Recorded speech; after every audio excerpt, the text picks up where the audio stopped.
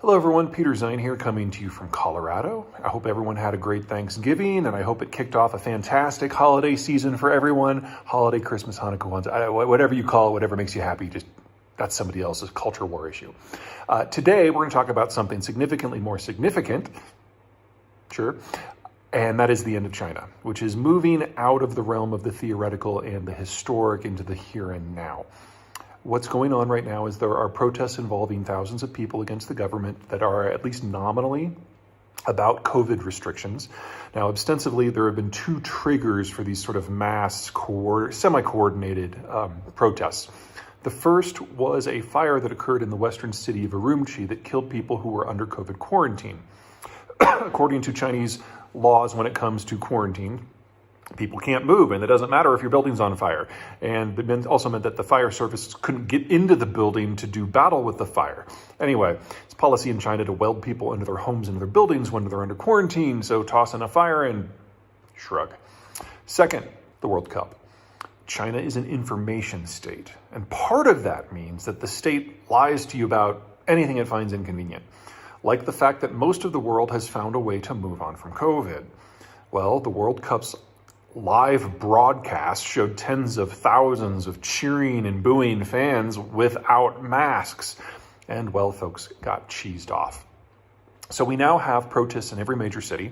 The overall number is at least in the high tens of thousands of people participating. And it's difficult to know more detail than that because it's an information state. China is a bit of a black box for policy because China is a one-man state, but that one-man state is becoming overwhelmed with non-compliance.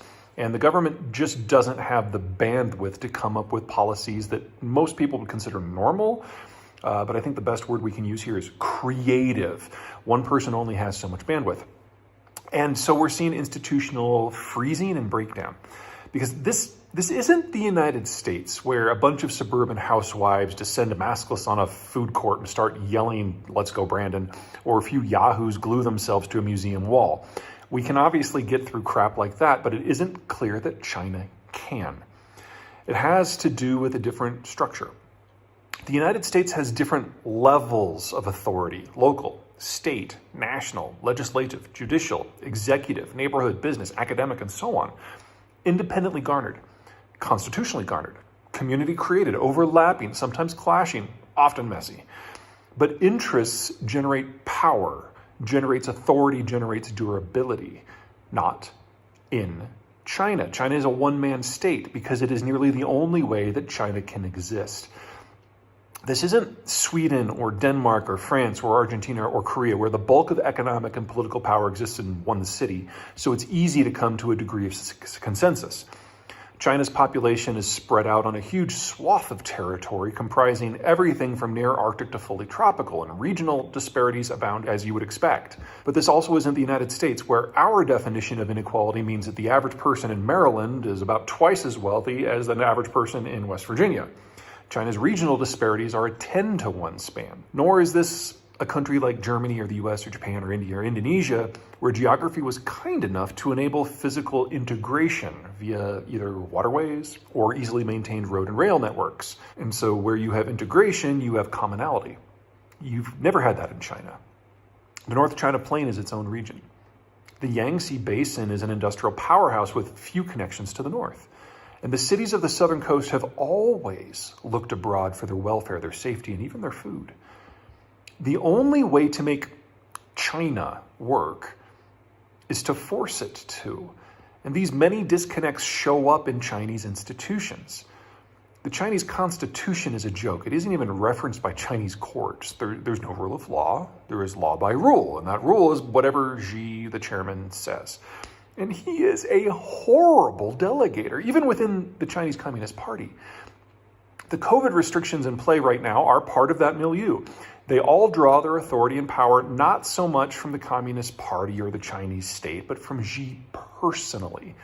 That's how you get neighborhood HOAs enforcing COVID lockdowns so brutal that fire escapes are welded shut to ensure enforcement, ensuring that people die in easily preventable tragedies like what happened in Urumqi. Or city authorities thinking that they're doing the will of Xi and removing street signs with the word emergency in them because they assume that's what Xi wants in order to smother citizen awareness. If we see meaningful resistance to any Chinese policy, China goes one of two directions. Option one, you get a rolling series of government breakdowns as Xi's authority is challenged, and there's no one to step in to replace it because he has purged the system so completely. COVID is only one Chinese policy that feels a bit out of place. What about the social monitoring system that has created an information state tighter than Cold War East Germany? What about lending controls that have contributed to real estate distortions 2 orders of magnitude larger than America's subprime? What about laws against the VPNs that allow you to share your kids' photos without them being entered into a national database? What about the deliberate cultural destruction policies for the Uyghurs and Tibetans? A crack in Xi's personal authority isn't simply a crack in the facade, but a fissure to the core which would unleash a torrent of dissent that would wash away everything. We're already seeing the protests spread to non-related issues. University students are getting in on it. Opinions are being aired on dictatorship versus democracy, economic growth, housing, how good or how bad a job Xi personally is doing. In a country where any sort of common coordinated public outcry is viewed as treason, we are already hip deep. Or there's always option B. Xi puts a stop to it. Xi is a child of the Cultural Revolution, a 10-year-long internal repression so intense it killed at least 40 million people and gutted what then passed for the Chinese economy. Neither of these are great options, but both of them are emblematic of the long run of Chinese history. Either China becomes too tightly wound and controlled and it descends into an orgy of self-destruction, or central authority breaks and China spins apart in an orgy of self-destruction. And just in case you haven't been paying attention, neither of these outcomes are particularly good for business. We're now at a point where it's not so much that if you wanted to divest away from China, it's too late to do so in a way that enables you to salvage your facility. We probably passed that point over the summer. Now the issue is that if you lack an evacuation plan for your key employees, you might not be able to get them out at all. And just so no one overlooks the other issue, China's domestically generated COVID vaccines don't work against Omicron. And previous lockdowns within China have kept COVID out of the general population, so very few Chinese have any natural resistance. And now China has already experienced several days of mass super spreader events. China has higher rates of diabetes than the United States. And China's healthcare system is absolutely atrocious. It is difficult to put into words which part of what is about to happen is worse for the People's Republic. So everyone have a great holiday season, and I'll see you soon. Bye.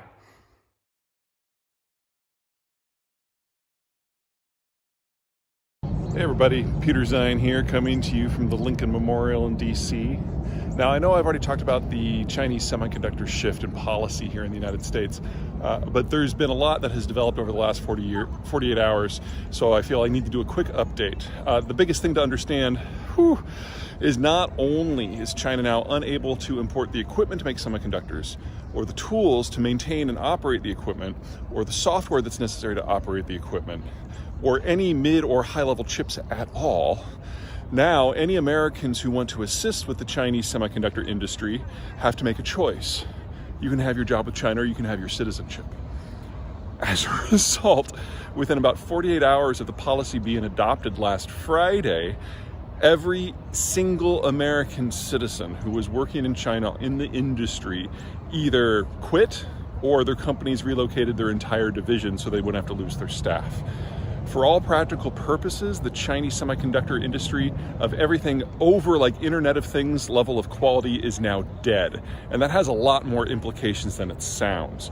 The Chinese have proven incapable over the last 25 years of advancing sufficiently technologically in terms of the intellectual heft that's required to operate this industry, beyond being able to simply operate the facilities that make the low-end chips, and even that had to be managed by foreigners. So there is no indigenous capacity here to pick this up and move on. And since the United States has basically corralled the Japanese and the Dutch, two very pro-American countries from a strategic sense, to join in this ban, really all that's left is potentially Korea and Taiwan. And even if they were fully on board, which they're not, that is not enough to carry all the water that needs to be carried. In terms of industrial follow-on, this doesn't just mean that the Chinese are never going to be able to make the chips that go into cars or computers. It also means that any industry that is dependent upon the hardware dies. So when you think of some of the technological advancement that the Chinese have made in recent years, things like AI and mass automation, monitoring their own population, the Great Firewall, hypersonic cruise missiles, a space program, supercomputers. If the Chinese want to do any of this, they have to buy chips basically on the gray market, purchase pre-finished products, and then pull out the chips and apply them to something they weren't designed for. We are looking at least an order of magnitude drop in the Chinese capacity to operate in anything that is tech-focused. This is a deal killer, not just for the industry, but for a modern technocratic system. From a technological point of view, China is done. The question, of course, is what do they do about it?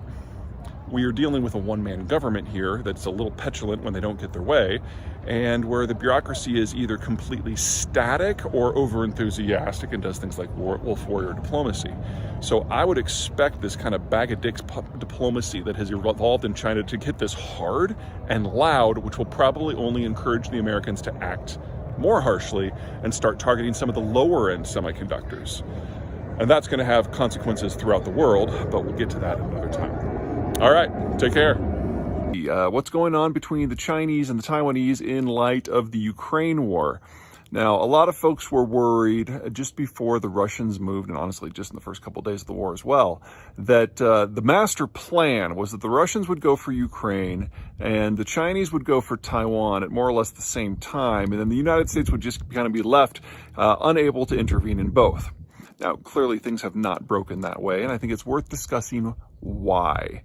Now, the single biggest issue is that the assumptions that the Chinese government has made since the 1950s, when we first had the split between the mainland and Taiwan, has proven to be completely false.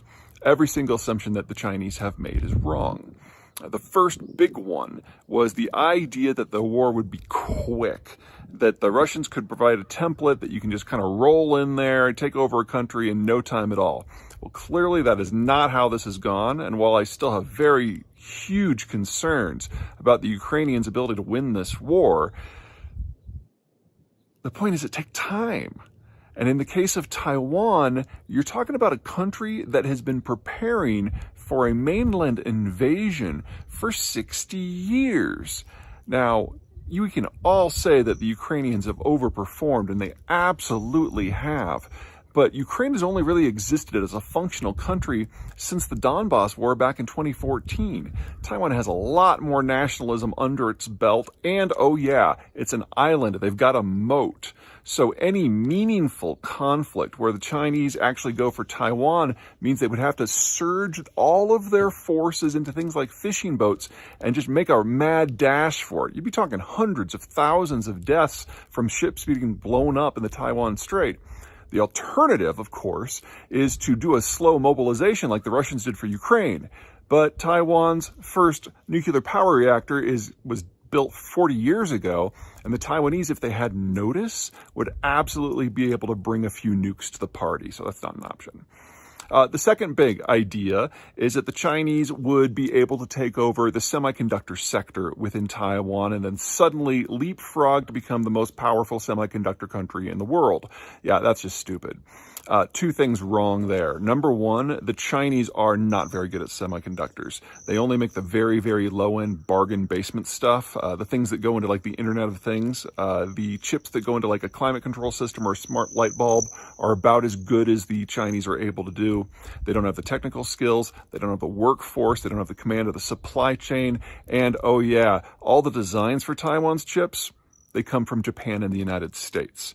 Which brings us to the third assumption that is incorrect. The idea that China could just impose a done deal on the rest of the world and make everyone just suck it up and take it. Yeah, that one's false too. Not only would be a fight for Taiwan be at least as bad for the Chinese as a fight that's the Russian fight for Ukraine, we now know that the West actually has some cultural gumption again. If you were to take the sanctions that the West has put on Russia and put them on China, it would be catastrophic. Say what you will about the Russian economy, but it is a massive surplus producer and exporter of both foodstuffs and energy. China is the world's largest importer of all of that, especially for the inputs necessary to grow food, which means that if we put the sanctions on China that we put on Russia, you would have a deindustrialization of the entire Chinese system in under a year. But I think what has terrified the Chinese most about the Ukraine war are the boycotts. The idea that private companies can change policy and challenge states, the idea that shareholders or board members or individual consumers can take a stance that will force a change in corporate policy, that is so alien to the CCP's ideology and worldview that they still don't know how to process that. Everything about the Chinese economic system is based on mass imports, mass exports, tech transfer, and foreign markets. And without global foreign corporate cooperation with the Chinese economy, there is no Chinese economy. So every single assumption that the Chinese have been operating under since the 1950s, the Russians have proven false in less than 3 months. That may actually be one of the biggest outcomes of this war. China having to go completely back to the drawing board and start completely over. Because if they follow the plan as it exists right now, that's an excellent way to ensure that the Chinese system dies within a year. Okay. Lots of folks are always wondering if India is going to be the next China because it's a big country, it has more people now, it has a faster growth rate, and it's a legitimate question. But I have to give it a resounding no, and that is something the Indians should be very happy about. Chinese success to this point has been based on 3 factors. First of all, the strategic largesse of the United States in creating the globalized system to allow the import and the export of everything on a global basis without having to first secure territory or sea lanes militarily.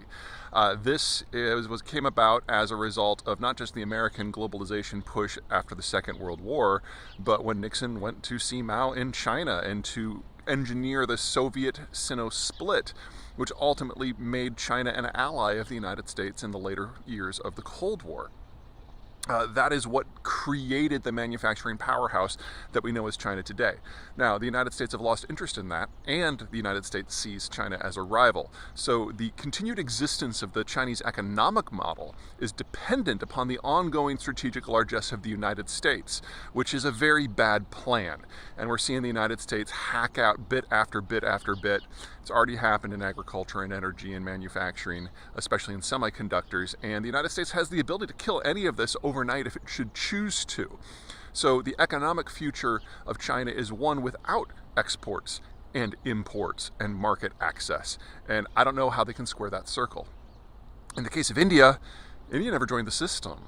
India was pro-Soviet during the Cold War, and even when the Soviet system went away, the Indians kind of reflexively remained a degree pro-Russian in the years since.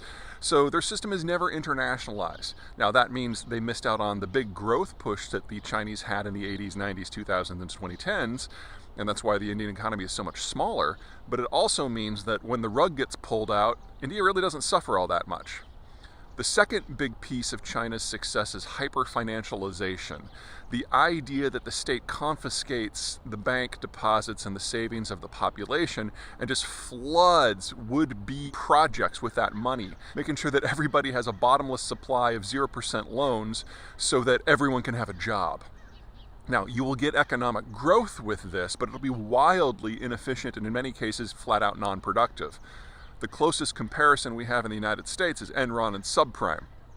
We know how that went. Now imagine doing that for every single economic subsector throughout the entire economic structure, which means when it goes down, and it will go down, you don't just have a financial and a housing crisis, you have an everything crisis. And the economic sector that has been most exposed, that is most dependent to this capital, is agriculture. So you can toss a famine on top of that. This isn't a problem in India. Now, the Indian system is capital poor, no navigable waterways of note, very high population. Per person, capital availability in India is among the lowest in the world, lower than most of sub-Saharan Africa. But that means that the Indians actually treat capital like money. It's an economic good, as it should be, as opposed to a political good as it is in China, which can be thrown at whatever you want. So again, you don't get the growth, but you also don't get the instability. The third big factor is demographics. Now, we've already talked about China at length in terms of just the hollowing out of the entire system. This simply hasn't happened in India at all. Now, India has, like everybody else, started to industrialize. And so India has, like everyone else, slowly transitioned to kind of that chimneyed demography where they have as many people in their 40s as their 30s as their 20s as their teens. But the process started a lot later than it did in China, and it's proceeding a lot slower. And so while India is in the midst of rapid aging, it's from a very late start at a relatively slow speed compared to a lot of other countries in their peer group, much less the Chinese, which really are in a category all their own. Which means that India today has plenty of people under age 40 to do consuming and even still have kids if they can find a way to reverse some of these trends. And that means in 10, 20, 30, 40 years, India is going to have a lot of people aged 40 to 65 who are going to be capital rich and high value add. And in a system with 1.5 billion people, even if that's only 10% of the population, and it's more, that's still a whole lot going on. Now, in the worst case scenario, where birth rates continue to shrink and the Indian population continues to age, we are still talking about it still being the world's largest population for at least another half century. And they won't be in a European-style crunch for their demographics within 40 years. So even if they do everything wrong, even if everything turns against them, the future of India, it looks pretty good. And they've got one other thing going for them that the Chinese don't. They're a lot closer to the things that they need. Australia is a much more friendly nation to the Indians than it is to China, and so there's always going to be some extra food supply or mineral supply that's available. And India, the subcontinent, is the first stop out of the Persian Gulf. So India is one of the last countries in the world that you should expect to ever have an energy crisis. Whereas China is at the last country on a very, very long, easy to disrupt chain. So all of the normal issues that we think about when we think of India, inefficiency, women's rights issues, what that means for their economic growth, the fact that Pakistan is right there, these are all relevant along with corruption. These are things we should worry about. But they're an order of magnitude less than the problems that are plaguing China now, and they're all survivable. There are solutions that the Indians can come up, and even if they can't, they can cope with these as they continue to grow. Whereas China, we are very close to the end. All right, that's it for me. Now, everyone seems to be a little paranoid, almost a little defeatist, about the concept that the Chinese have more ships in the water than the United States has, based on how you count those ships. They've got between 370 and 620. And on the American side, again, based on how you count the ships, somewhere between 250 and 300. So, obviously there's more there. But the bigger concern from my point of view isn't so much the number of ships, it's the range of the weapon systems. So most Chinese vessels are very small, in fact, just a couple thousand tons, things that the United States, as a rule, doesn't even bother fielding because they're too vulnerable and their range is too limited. So only about 10% of China's ships can actually go more than 1,000 miles, and very few of them have a strike capability that's more than a couple thousand miles. Obviously, America's supercarriers are fully blue water capable, and with their aircraft can strike things considerable distance away, especially if they're using standoff missiles. So I've never considered this a fair conversation or a fair fight in the first place, but let's say that I was concerned. Let's say that with the Chinese expansion of intermediate range missiles, kind of in the 500 kilometer, 5,000 range, that they could really hold back U.S. naval forces. Well, if that is your concern, never really was mine, but if that is your concern, you can, whoa, got slick all of a sudden. You can rest easy, because there have been a couple new developments in the Pacific that are going to be fully manifested by the end of next calendar year. The United States is going to be deploying 2 new types of weapon systems. The first is a land-based intermediate range missile, something that until recently was illegal in the United States. During the late Cold War, the first big arms control treaty was called the Intermediate Range Forces, or INF Treaty, and it barred any sort of land-based missile with a range between 500 kilometers and 5,500 kilometers. The idea is that if you remove those from the equation, then Europe is relatively immune from a blitzkrieg nuclear strike from the Soviet Union, and vice versa. The land-based systems in Europe wouldn't be able to hit the western parts of the former Soviet Union where the bulk of the Soviet population lived. Well, 2 things led to that treaty's demise in 2019. First, the Russians just started ignoring it and deploying their own weapon systems. And second, the Chinese, who were never a signatory, started implementing these things en masse. So rather than work with the United States to expand the arms control regimen to give themselves greater security, they just decided that everybody else sucked. And they'd do it anyway. And apparently they believed that everyone else was just too dumb to follow suit. Well, no. So if you think about how fast this has happened, the treaty was abrogated in 2019. First discussions on these new weapon systems would have happened within the next year. It's only 2023, and they're going to be implemented by 2024. So, that's pretty quick for a weapons development system. The Pentagon's being pretty tight-lipped about the range of the new systems, but they're making it very clear that at the moment, they're not going to Japan or the Philippines. They're only going to U.S. territories like Midway and Guam. And, of course, the Australians are there, and they're going, oh, pick me. So there'll probably be some in Darwin as well. And that basically allows the United States, with the flick of a few buttons, to launch cruise missiles with ranges in the thousands of kilometers to basically intersect any shipping route and any naval patrol that the Chinese are currently putting out.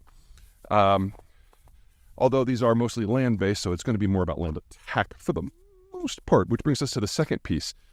There's another new weapon system that's going out primarily to the subs, and that is a version of the Tomahawk cruise missile, which will now be able to target maritime targets.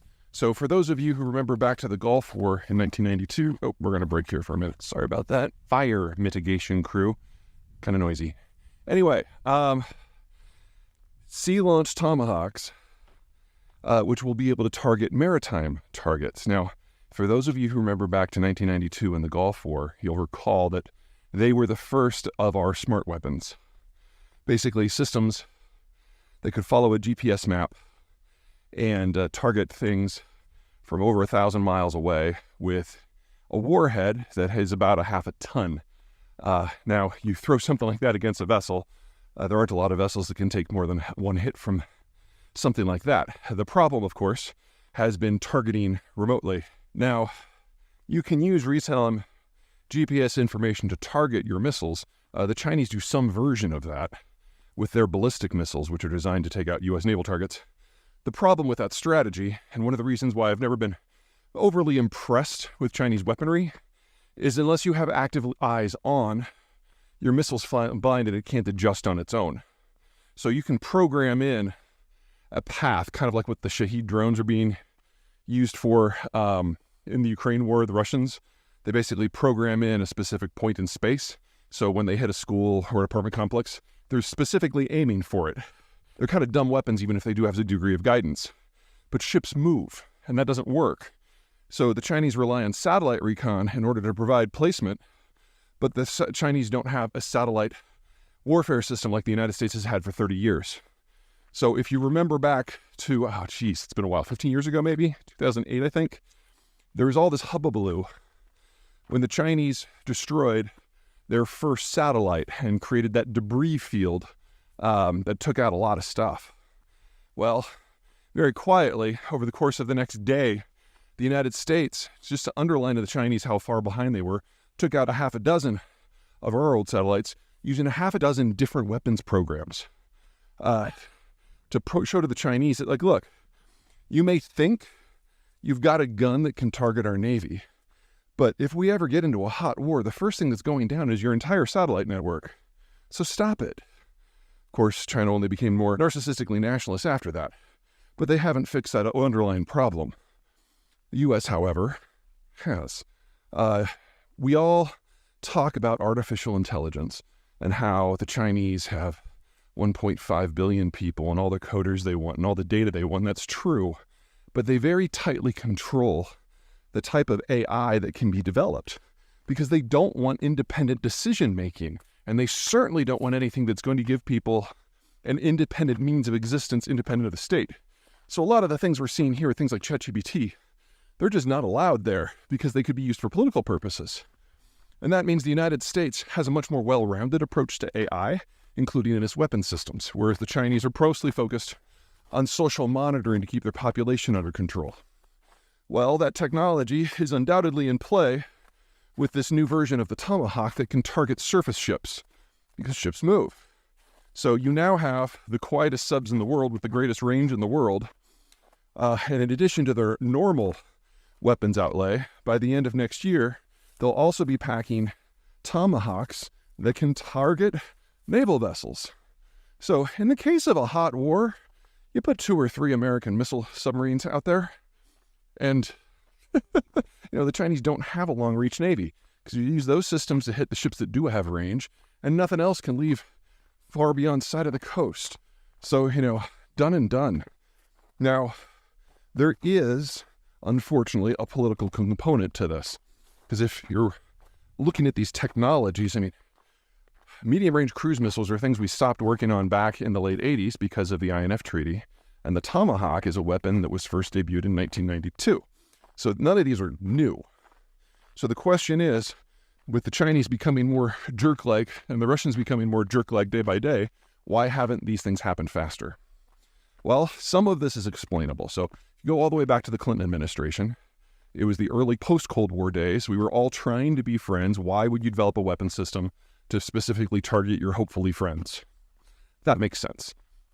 Second, the W. Bush administration was when relations with the Russians and the Chinese started to turn, but the W. Bush administration was more than a little occupied with things in the Islamic world. And especially when it came to the operations in Afghanistan, the more reliable partner for us in getting equipment to our troops in Afghanistan was Russia, much more so than Pakistan. So I can understand why it was backburnered then. But by the time you got to the Obama administration, the Russians had started invading people again. The Chinese were just shamelessly stealing everything that they could and starting to hack into government databases. But President Obama couldn't be bothered to have a meeting with anyone, so nothing happened for 8 years.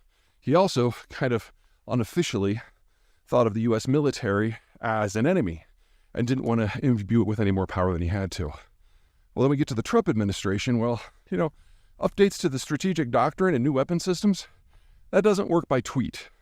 And so we basically got some strategic incompetence 2 administrations in a row lasting 12 years during the period while the Russians and the Chinese were starting to feel out how they could expand their influence. So it wasn't until Joe Biden that we actually got firm decision-making on the development and deployment of these things. So there's a lot of reasons I don't like Joe Biden, but one of the advantages of having a president that's been around for 170 gajillion years is back in the 80s, when he was a full-ass grown great-grandpa, he remembered these systems. He remembered the dawn of the Tomahawk. He remembered the weapons we were working on when the INF Treaty was adopted. For him, the context that was necessary to develop in order to make the political decisions to order these developments was already there. And so as long as he's not a drooling mess, we're getting a lot more robust security decision-making, especially forward-looking decision-making, than we have had since at least George Herbert Walker Bush in 1991. Is it enough? We'll see. But if you were the Chinese or the Russians and you were counting on the general incompetence of Obama and Trump to be the new norm for American politics, I can happily report to you that you were flat out fucking wrong. And this is a Russian infrastructure in the Far East and southeastern Siberia, specifically the Seremoski Tunnel, which is part of the Trans-Siberian Network, specifically on the Baikal-Amur main line, were hit. And then a few hours / a day later, details are a little fuzzy, a similar line in the vicinity of the tunnel was also hit, which serves as the backup for the tunnel, a place that they call the Devil's Bridge. Some anonymous Ukrainian security officials have claimed responsibility for the attack. I can't tell you if that is true or not. What I can say is that we've got three things going on here: exports, options, and maintenance. So first, exports. Since the Ukraine war began, the Russians have had it more and more difficult to get their product to market. The Europeans were the natural market. They were the closest for most oil and gas, even a lot of the minerals. And so when they decided for whatever reason to stop buying it, a lot of this stuff ended up in China. And for that, the Trans-Siberian rail system is critical. It provides probably 80% of the cargo capacity for land-based stuff, and more stuff is going on land than ever before. Also, all of these lines, of which there are basically 5. You've got one that's the least important that kind of goes down into Kazakhstan before going over into Urumqi and Zhejiang. That's the least used and the most Frankenstein. The other 4 are all parts of the Trans-Siberian system that just cross over the mountains and the passes into China at different places. But all of them collectively are the only way to get things to China. And they've all been running at more than 100% capacity, which, we've been kind of waiting for a safety situation to boil up, to knock things offline. And now it's been done, at least in part, by an attack. And when a line is being used at more than 100% capacity, that means you can't just ship it to alternatives, even if you're willing to turn your train around. Well, you really can't. You back up the train until you get to a depot. Anyway, point is that one of the 4 lines, at least for the moment, is offline completely. Second, options. You've got these 4 lines, one that crosses through Mongolia, 2 that go into northeastern China, and 1 that goes all the way over to the Russian Far East, where things can be kind of repackaged and put on ships. No one lives in Siberia because they want to. I mean, there's a reason why this is where all the prison colonies were. Some of the more stable lines, like the BAM line that was hit, are on permafrost, which is not particularly stable. If something happens to the permafrost, the whole thing just kind of sinks in. And it looks like, at least on one of these attacks, a rail car that was full of fuel was hit. So we've seen in other parts of the conflict in Ukraine how that can go bad really, really quickly. Because of this, there are not a lot of population centers along this entire route. In fact, less than 10% of Russia's population lives along this line. Everybody else is on the western Russia, where it's, warm. And because of that, finding repair crews in the first place might be really difficult. You're dealing with a lot of tunnels, a lot of bridges, a lot of canyons, a lot of permafrost, a lot of territory where if there is damage, you don't just slap down some fresh line and start up. No, it takes years. When this line was built back in the 70s and 80s, the Russians wouldn't even allow any foreign observers to see it because it was so shoddily put together, and it could only operate reliably over about 1/3 of its length. And this was when the Soviets actually had engineers. Post-Soviet Russia really doesn't.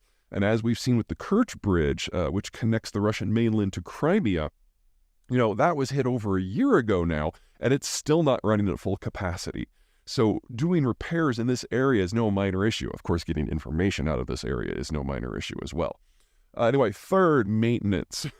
The Russian educational system collapsed 35 years ago. And so there aren't a lot of people who are, I would consider to be fully capable of claiming the term engineer. In fact, the younger of them turned mid-60s this year. Also, everyone that the Russians have who can repair physical infrastructure is in the Ukraine theater right now, because the Ukrainians have been blowing up rail depots and rail lines and bridges and roads and everything for a year and a half now. So there just isn't a lot left that the Russians can use if all of a sudden they're getting hit on a very, very exposed, vulnerable place 4,000 miles east of Moscow. if this was the Ukrainians, or really if this was anyone who really means the Russians ill will, this is an excellent strategy, because the Russians barely have the military capacity to patrol their own lands in Western Russia, but in Ukraine, much less 4,000 miles the other direction, 5,000 miles the other direction. This is something that can really hit to the heart of their economic plans in a post-war scenario, because if they can't get the stuff to the Chinese aren't going to pay for it. And there's really only 3 other lines now that this stuff can be shipped in. So if this is real, we're going to find out about it really, really fast, because there's just so many points of exposure and so many failure points throughout this part of the Russian system. It would be an easy way to take down the Russian economy. There is now an official trade block from the United States on airline sales, airframe sales to China. In the aftermath of the Chinese little snit fit, when Speaker Pelosi went to Taiwan and they basically started threatening everybody, the Defense Department decided that that is a step too far, and that civilian aviation transfer technologies should no longer be allowed to the Chinese. And so today the Chinese are throwing sanctions on Boeing. Boeing has a number of planes that they already made for the Chinese that were kind of in abeyance, that are no longer going to China anymore. And we are at the start of a firm technological split between China and the United States. Now, some version of this was already in progress in other sectors, specifically semiconductors. Because of new regulations that have been sketched out by the Biden administration that are basically taking Trump's texts and making them into permanent policy, the Chinese can no longer import any of the equipment that is necessary to make high and medium quality chips, and they can't import the high quality chips at all. Or more to the point, American sellers of this stuff that you can either sell to the Chinese government or you can sell to the US government. You can't do both anymore. And so for American companies, that's kind of the same as a ban. The debate going on, not just in Washington, but in the Netherlands and in Britain and Japan, is to how far down to go on this scale. So can you still sell medium quality chips to the Chinese? Can you still sell the gear that's necessary to make the low quality chips? All of this is now on the table, and I expect we're going to see stricter and stricter restrictions. And the Chinese have proven over and over and over again that they can't manufacture any of this stuff on their own. Yes, one guy did manage to develop a 7 nanometer chip, and good for him, but that's kind of like Aristotle. So you have one dude. Translating that into the overall system is something the Chinese have proven over and over and over again that is just beyond them. They can't even make the gear for the low-end chip manufacturer. So, just as we're having a divorce economically between the Germans and the Russians, we are now past the point of no return between the Chinese and the Americans. So I've been warning a lot of my clients for a couple years now that this was coming, and it's time to get your people out and your technology out and cash out however you can. At this point, because the Chinese are doing counter sanctions, it's probably too late for anyone who has remained, and it's time to start writing down all of your assets in the People's Republic to zero. I mean, you might be able to get a little bit out, but you should count on the entire corporate relationship collapsing over the course of the next year or 3. We're at that point now. That's the bad news for the Chinese. There's some good news. There was a summit yesterday in Kazakhstan between the Russians, the Chinese, and a handful of other countries that really don't matter to the strategic equation, in which Putin basically caved to everything the Chinese have ever wanted. Russia is so bereft for friends because of the Ukraine war. China's really all that's left that matters. And so China's been able to exact a very, very heavy price for very, very few concessions. In essence, on live television, Putin was forced to read Chinese talking points on everything that the Chinese care about, whether it's technology or the United States or naval issues or Taiwan, and to read it in the Chinese syntax. So basically, from a diplomatic point of view, this is the public equivalent of being down on your knees licking boots. And Putin had to do it all. And at the end of it, the Chinese didn't even really give anything back. There will be no tech transfer. There will be no weapons transfer. There will be no troops. Putin actually asked for troops. And all that the Russians are going to have is the right to sell raw commodities to the Chinese at a horrific discount, probably in most cases more than 30 or 40%. So the Chinese have basically turned Russia into a more loyal satrapy than North Korea has been, and that will absolutely have strategic consequences for both countries down the line. But the Chinese realize that while nationalism is a fun tool, you do not muck with the United States when national security is an issue, because they're already seeing that on semiconductors and aerospace, and very soon energy and agriculture and automotive. So the Russians didn't get anything that they were asking for except for diplomatic support. Okay, that's it from me. I'll send you something from the glacier. Take care. Hey everybody, Peter Zeihan here, coming to you from, where am I? Orlando. The big news of this week is that the Biden administration has drastically decreased the level of access that the Chinese semiconductor firms can have to American technology. Now, there's this general belief around the world that China is the world technological superpower and it is able to cut off supplies of pretty much everything to the rest of the world whenever it wants, and that is unmitigated bullshit. There are three types of semiconductors. There's the high end that go into your cell phones, your servers, satellites, power management systems. Those exclusively come from places like Taiwan, Korea, Japan, and the United States. And contrary to, contrary to most people's beliefs, over half of all chips made in the world by value actually originate within the United States. And almost all of the chips that are manufactured in Taiwan are not designed there. They're also designed in the United States. So there's no danger whatsoever in the high end from a embargo sort of situation. Second, you have the mid-range chips that are in aerospace, automotive, and maybe the power control systems for your thermostat and your house. Those are Malaysia and Thailand, and those are also not made in China at all. What is going on with these new restrictions is the Chinese are now no longer able to import any of the chips of those two tiers unless they get a special dispensation. The third type of chips is your Internet of Things, not your smartwatch, your dumb watch, like your little digital Casio watch, if you remember those. This is your digital calculator, perhaps, your smart refrigerator that keeps track of your grocery list, things like that. Those are, yes, almost exclusively made in China. Now, what Biden has done is not just say that the Chinese can't purchase the high and the mid-grade. They're also saying they can't purchase any of the equipment that's necessary to make the high and the mid-grade to make sure that they never move up to that quality step. And there are now increasing steps that the Chinese cannot buy the tools that are necessary to operate what equipment they have for the low grade. And we are very close to the Biden administration saying that the Chinese can't even import the equipment that they need to make the low grade, and they are incapable of making that themselves. It's not like this is a hammer. There's an ecosystem of stuff that is required to build, install, operate, and maintain any of the equipment, even on the low end. And the Chinese cannot do any of it without 100% imported expertise and equipment. That is now what the Biden administration is going after.